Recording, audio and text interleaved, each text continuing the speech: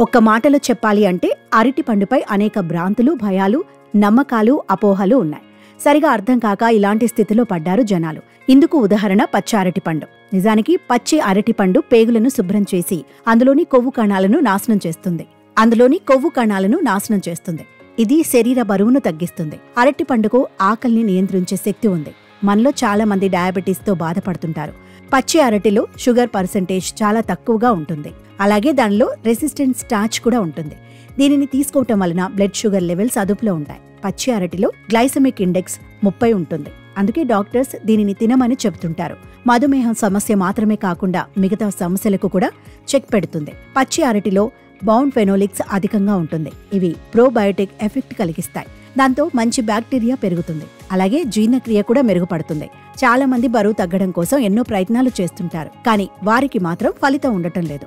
ఆశించిన ఫలితాలు సాధించలేకపోతుంటారు.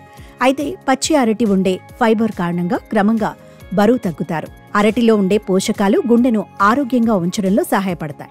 దీనిలో పొటాషియం ఎక్కువగా ఉంటుంది. ఫలితంగా బ్లడ్ ప్రెషర్ నియంత్రణలో ఉంటుంది. అరటిపండు తినటం వల్ల కడుపులో పుండ్లు, విరోచనాలు, నోటిలో నీరు కారడం, దగ్గు వంటి సమస్యలు నయమవుతాయి.